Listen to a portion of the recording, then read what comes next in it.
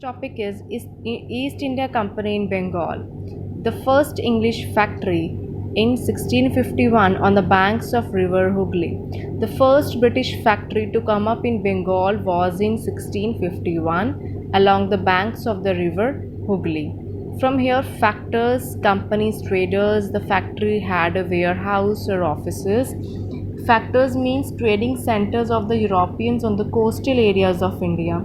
They only stocked their articles for trade there. Nothing was manufactured in these factories as is done these days. As trade expanded, company persuaded merchants and traders to come and settle near the factory. In 1698, company acquired zamindari rights of these villages Sutanti, Gobindpura and Kalikata. In 1698, they bribed the Mughal governor, officials of the Mughal governor of Bengal and acquired zamindari rights. Zamindari rights means right to collect land revenue of these three villages. This Kalikata is the name of the present city known as the Kolkata. Company persuaded Mughal Emperor Aurangzeb to issue a Farman order granting company the right to get free trade. In 1717 CE, Mughal Emperor granted the English East India Company the right of duty-free trade. The right of duty-free trade was grossly misused by the company officials who carried out private trade without paying any duty. These farmans were continuously misused by company officials, granted concessions only to company, but company officials were using concession for private trade, refused to pay taxes, and this misuse of farman was leading to enormous loss of revenue for Bengal. The East India Company officials, through a farman by the reigning Mughal emperor in 1717, acquired further privileges to trade duty free in Bengal for just rupees 3000 annual payment. The company continuously tried to get more and more privileges and misuse the rights given to them by the Farman of 1717. According to the Farman, only the company officials were allowed to do duty free trade. But the company officials who were involved in private trade were required to pay the taxes, as in the case of local traders and merchants. The company officials refused to do so, so causing heavy loss to the Bengal. The company officials made huge profits by buying goods at a very low cost and selling them at very high prices. So this caused a huge loss of revenue to the state of Bengal. How trade led to battle. Conflict between company and Nawabs of Bengal. Misuse of Farman. But situation changed after the death of Aurangzeb. Bengal Nawab asserted their power and autonomy, independence. After the death of Aurangzeb, governors of Bengal asserted their power. They independently monitored the administration of Bengal and introduced changes in the revenue system. Murshid Quli Khan became the Nawab. He was followed by Ali Vardi Khan and then Sirajuddaula became the Nawab of Bengal. The first independent Nawab of Bengal was the Murshid Quli Khan, was followed by his successor Ali Vardi Khan and then Nawab Sirajuddaula. Each one of them was an able and powerful administrator.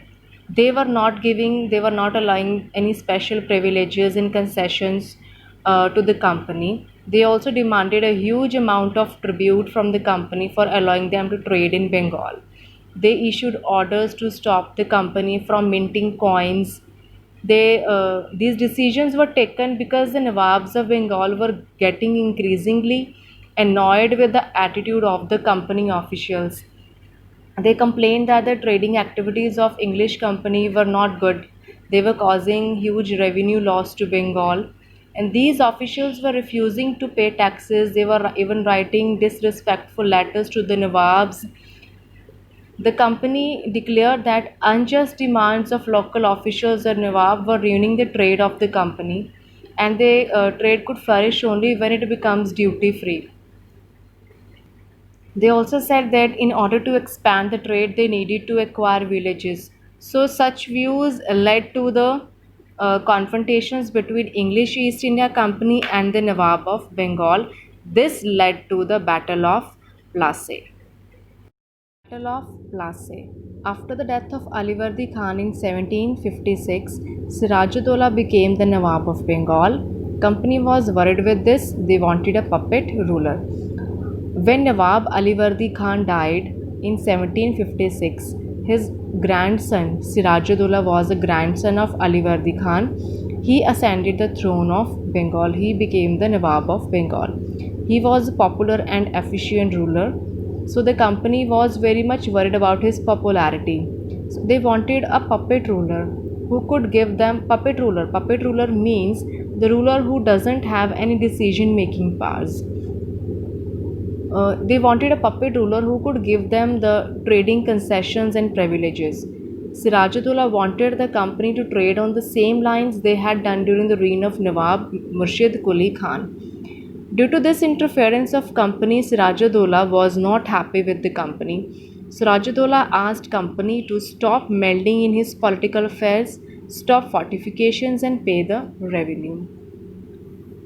The English East India Company, instead of paying taxes to the Nawab, they levied heavy duties on Indian goods entering Calcutta, which was then under the control of the British. This angered Sirajudollah. Who suspected the company officials were conspiring against him and wanted to put his rival on the throne of Bengal.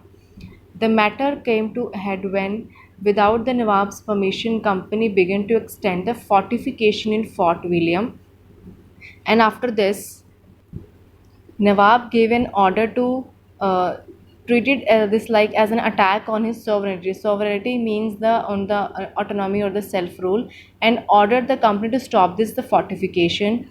The company disobeyed the Nawab's order, and Sirajudollah responded to this direct challenge. He marched with 30,000 soldiers and seized the English factory at Kasim Bazar and marched towards Calcutta, locked the warehouses, disarmed all Englishmen, and blocked English ships.